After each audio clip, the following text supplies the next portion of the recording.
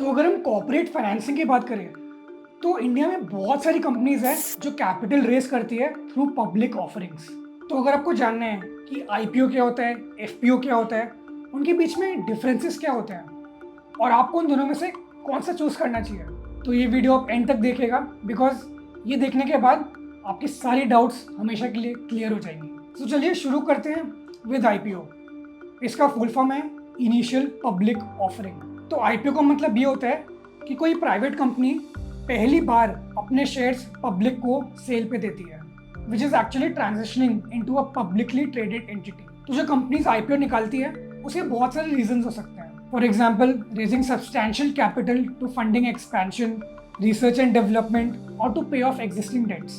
And जो IPO का process होता है वो एक बहुत बड़ी चीज होती है कंपनी के लिए, because it includes the preparation of detail prospectus जो आउटलाइन करती है कंपनी की financial health, business models and potential risk. And क्योंकि कंपनी आईपीओ से पहली बार अपने शेयर्स पब्लिक को देती है तो उससे कोई हिस्टोरिकल रिकॉर्ड नहीं होता, तो इस रीजन की वजह से आईपीओ थोड़े रिस्की भी होते हैं। तो चलिए अब आते हैं एफपीओ पे, which is follow on public offering. अब एफपीओ वो कंपनी निकालती है जो ऑलरेडी पब्लिकली लिस्टेड है एंड उसे कुछ एडिशनल शेयर्स इशू करने हैं to the public. And FPO से कैपिटल रेज करने के लिए कुछ रीजंस है, जैसे बिजनेस एक्सपेंशन, रिड्यूसिंग डेट और altering the company's equity structure. So basically FPOs दो टाइप के होते हैं। पहला है डाइल्यूटिव एफपीओ।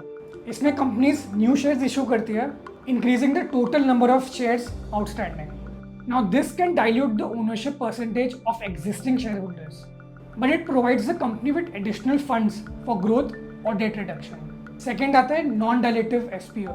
तो जो existing shareholders होते हैं such as companies founders और large stakeholders, वो अपने shares बेचते हैं to the public, और इस सिनेरियो में जो outstanding shares होते हैं वो unchanged होते हैं and the proceeds go to the selling shareholders rather than the company। And बहुत सारे इन्वेस्टर्स होते हैं जो एफपीओ को कंसिडर करते हैं बिकॉज उनका हिस्टोरिक ट्रैक रिकॉर्ड होता है। तो अब एज एन इन्वेस्टर आप इन दोनों में से क्या कंसिडर कर सकते हो, इसके कुछ पैरामीटर्स होते हैं, तो चलिए उन्हें देखते हैं। पहला है रिस्क असेसमेंट। अब आईपीओज में रिस्क ज़्यादा ही होता है बिकॉज उनका कोई हिस्टोरिकल ट्रैक रिकॉर्ड नहीं होता, वेयर जो एफपीओज हैं वो ज़्यादा ट्रांसपेरेंट है। एंड अगर हम रिटर्न्स की बात करें तो IPOs can offer a substantial return if the company thrives, but it also comes with risk. And अगर एफपीओज की बात करें तो they provide stable returns reflecting the established nature of the company. So अगर आपको वीडियो अच्छा लगा तो आप सब्सक्राइब करेगा बिकॉज हम इस टाइप की वीडियोस एवरी वीक डालते हैं। एंड अगर आपके फाइनेंस या इन्वेस्टमेंट से रिलेटेड कोई भी क्वेश्चंस है तो नीचे नंबर है, इस पर आप कॉन्टैक्ट कर सकते हैं। हमारे फाइनेंशियल एडवाइजर्स ज़रूर आपकी हेल्प कर सकते हैं। And for more finance content you can watch this.